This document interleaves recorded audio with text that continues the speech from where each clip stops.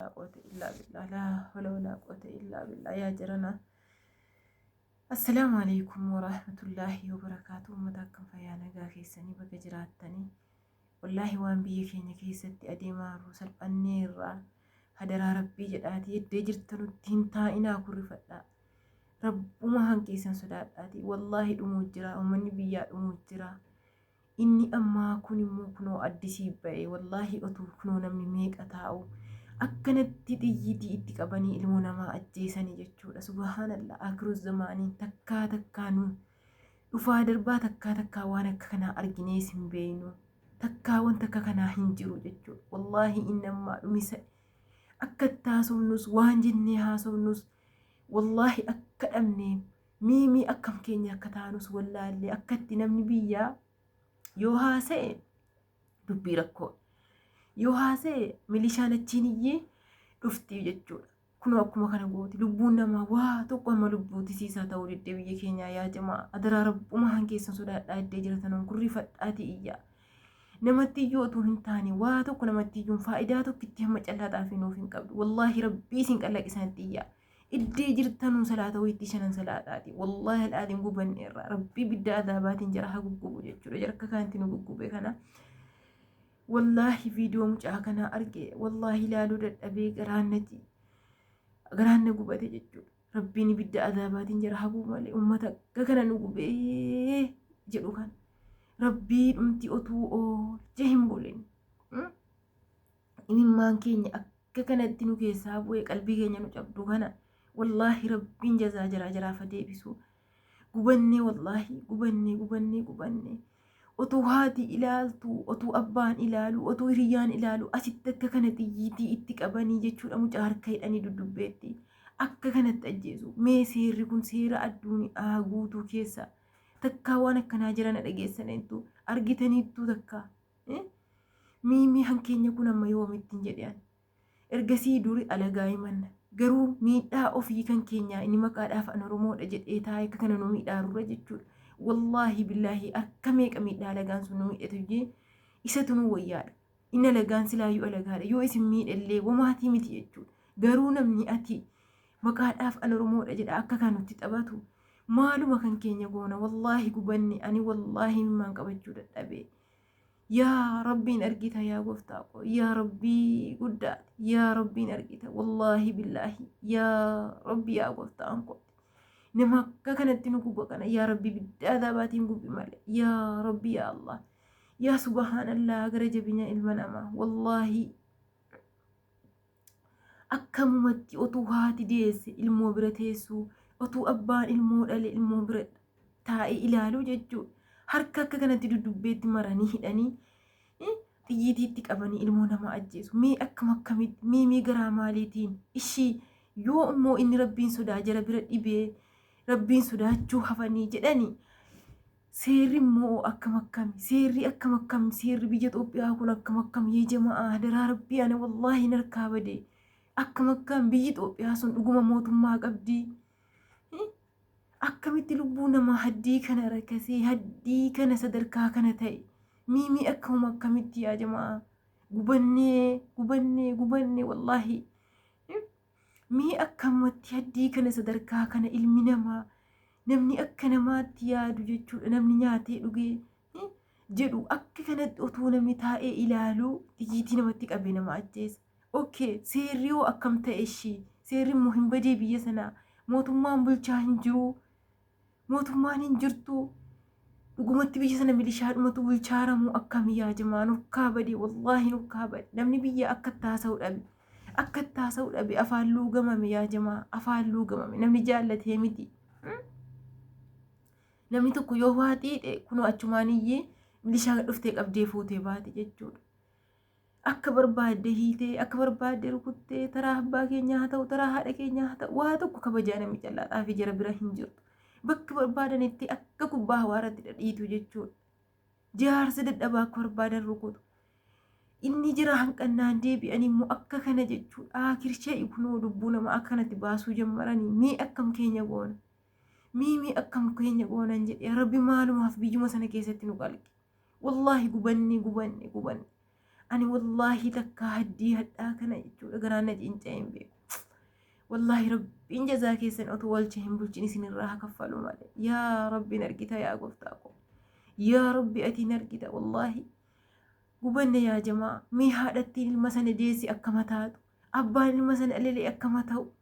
Yeroo jirra akka kanatti otoo namni ilaaluu jechuudha xiyyiitii fidanii itti qabanii ilmoo namaa ajjeesan harka dubbee hidhanii mucaa sabiyyii jechuudha.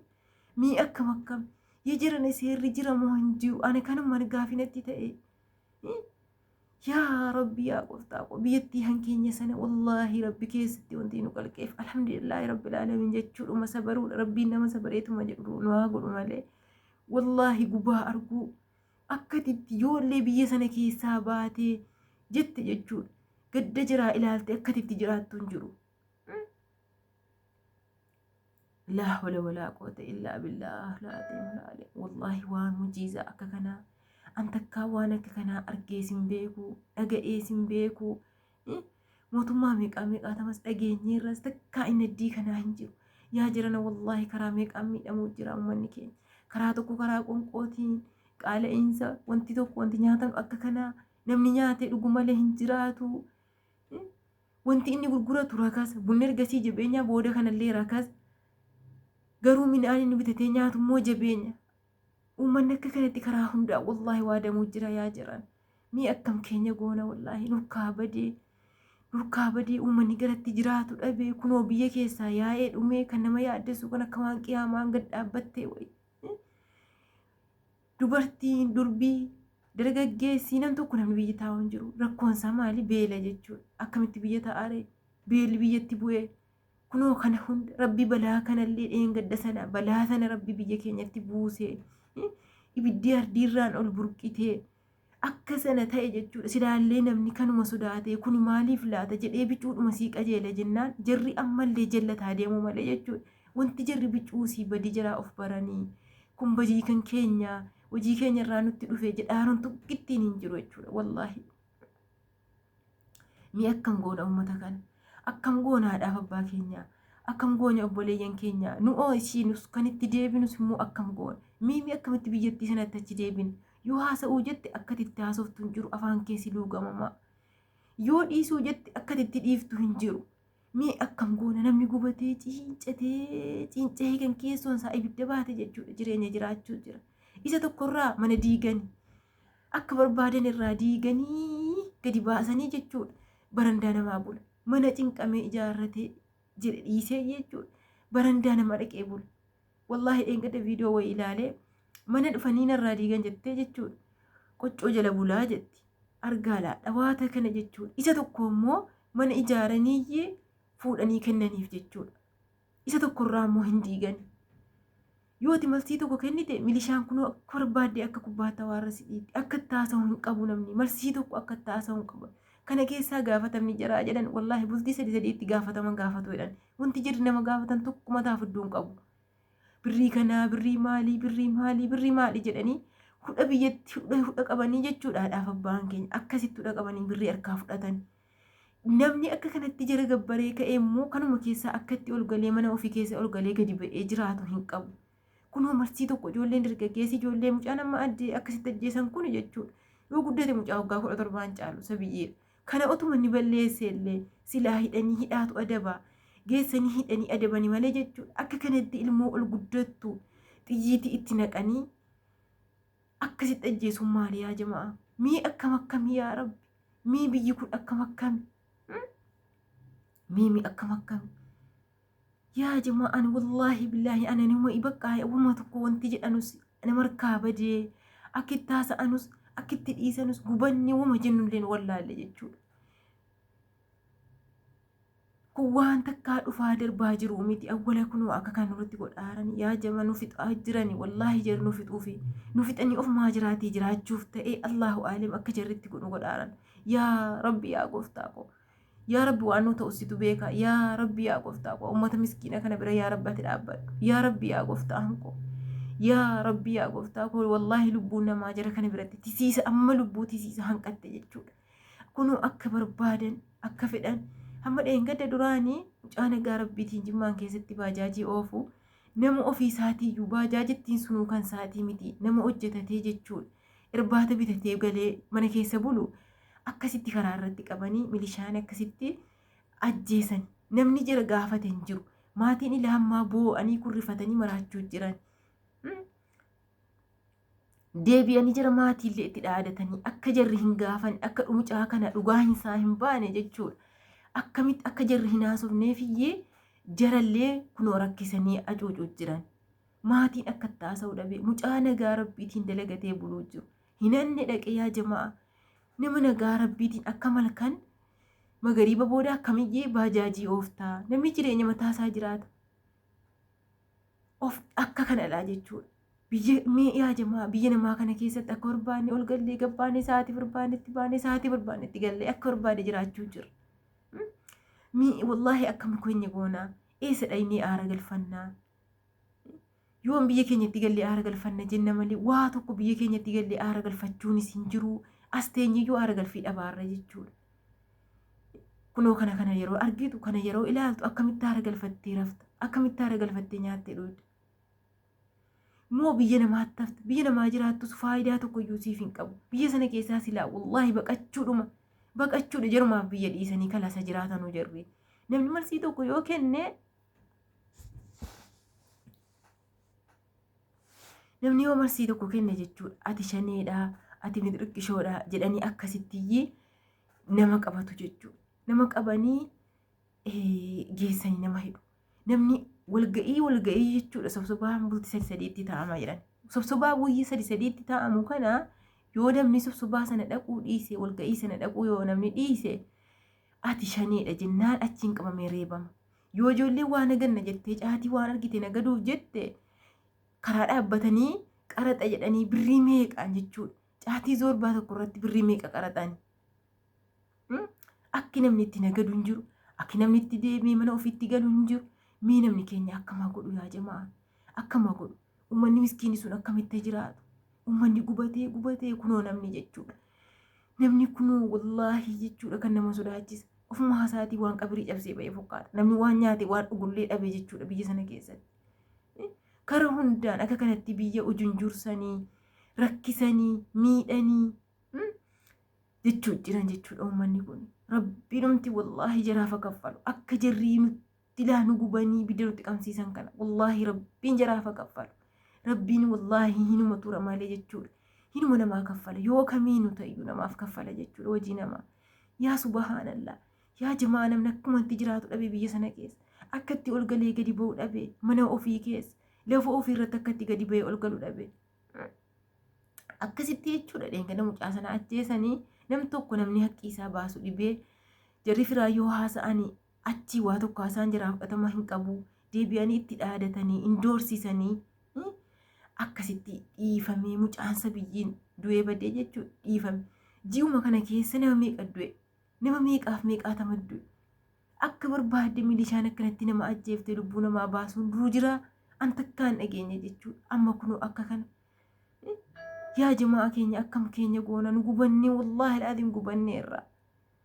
Mii akka uumaan keenya goona yoomuma aara galfatee uummanni Oromoo kun mana isaa keessatti yooma aara galfatee jiraata.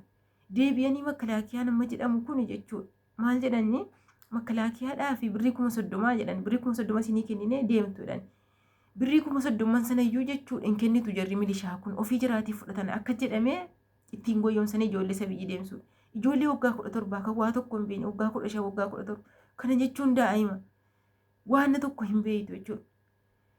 Wanta tokko ijoollee hin beekne daa'ima kana asii walitti qabanii fuudhanii dhaqanii jechuudha ajjeesisiisanii ijoolleen gaafa dheetti ijee tokko hin geessu achi maatiin du'a asii dhaga'ee waan hojjetu dhabu akka kanatti kun wallaahi namni miidhamuu jira yaa jamaa waa tokko ilmoo dhalattes guddifataa hin jiru biyyi dhumisa fakkaa baddee wallaahi biyyi Itoophiyaa. Akkam kan keenya akka goonu biyya bareedaaraa maaloodha jedhan biyyi bareedummaanni faayidaan isaa maanni namni wal shayii lubbuudhaan jiraatee jireenya bareedduu jiraatee ofii isaatii nagaadhaan ol galee gadi ba'ee ka'ee jechuudha. Sana booda biyya namaa bareechuun biyya namaa qajeelchuun maali kuni miimii akkam keenya goona uummanni gubatee azzabamee wallaahi billaahi namni akkatti jiraatu akka namni biyya sana keessa jiraataaru jechuudha. namni yooma godhu dhabee gubatee jechuudha otuu dhiiga bu'u jiraachuu jira yaa jamaa wallaahi guban wanti hundi yoo qaala'insa ta'e kan kunoo karaa hundaan nama miidhu yaa jamaa mii namni keenya isuma dhaqa abbootiin keenya haadholeen keenya eessa dhaqanii haa jiraatanu eessa dhaqanii haa jiraatanu jiraachuudhuma dadhabanii yaa jamaa akkam keenya goona yaa subhaanallah yaa rabbi wallaahi ani inni kun kirsheedha yaa jamaa wallaahi hin taa'ina gadi ba'aa kurrifadhaatii rabbiidhuma keenyatti kurrifannaa wallaahi rabbii kan keessan jechuudha rabbii isalaa samaawaata kanaa keessatti yoo kurrifanne malee nama akka keenyaatti yoo iyyines waa tokko faayidaa hin qabu jarri kun jara rabbiin hin sodaanne jechuudha mujriima waa tokko nu dhaga'utti isin qabannu otuu nama rabbiin sodaatu ta'eeti haadhaa teessee ilaaltu abbaadhaa taa'e ilaalu akkanatti qawweetti qabanii ilma namaa hin ajjeesanu jechuudha. Seerri dhibuu sodaan rabbii dhibuutuyyii sadarkaa kana hunda jalatti fide kanaafuu jennaan wallaahi rabbiin keessan bakka jirtanutti akka amantii keessaniiti wallaahi rabbii keessan kadhadhaa rabbiin akka inni furmaata gara isaa nuu fidu ilaahin giidoo qabeessi malee gubannee nu gubaniiru jedhu kun nu gubanii bakka wallaahi kanas akka itti jiraannu dhabneerra nu akka itti haasofnu dhabneerraa haasofnus immoo haasaan keenya namni dhaga'u hin jiru nu tasa iyyina malee waa tokko jechuudha kanaafuu jennaan jarattis wanta tokko wanti isin haasoftan hin jiru wallaahi rabbii keessanitti bu'aa kurrifadhaa jireenyi isa ta'anuu miti akka itti ta'anu hin jiru nama akka kana mikinaata tokko malee badii tokko malee akka kanatti ajjeefamu ilmoon namaa jechuudha mee isa kan maaliitiif haddii kana ilmoon namaa nama akka ofiitti obboleessa isaatti haddii kana garaa jabaa ta'e akka kana yeroo godhu namni taa'ee isa ilaalu sunuu viidiyoo ammaa kana ogguu laaltanu namni taa'ee ilaaloo naa meeqaatama taa'ee ilaalu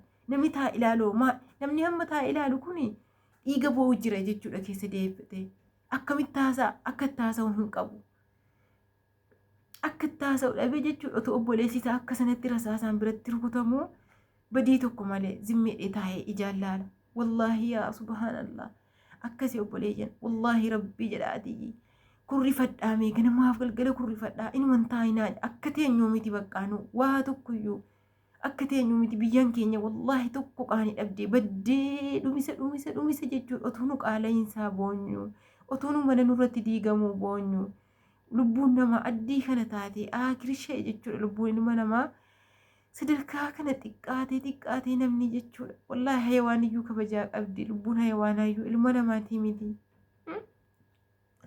ilmoo namaa akka kanatti jechuudha makluuq akka kanatti obboleessa ofii akka sanatti rasaasara dhaabanii nama hunda kana keessa taa'isanii teessisanii jechuudha yeroo jarrajjeessan mee maaltu namatti dhaga'ama dhuguma mootummaa qabnaa dhuguma seeratu biyya sana jira jennamoo akkam jenna yaa jamaa biyya namaa kana keessatti iyyuu jechuudha hambinuu danda'e badii keenyaa wajjin waa meeqaa wajjiniin silaa wallaahi akkasitti jiraachuu jirra jechuudha akka biyya keenya caalaatti jiraanne alhamdulillah rabbil alamin garuu biyya keenya keessa namni akka itti jiraatu dhabeera namni gubateera akka itti haasa'us dhabeera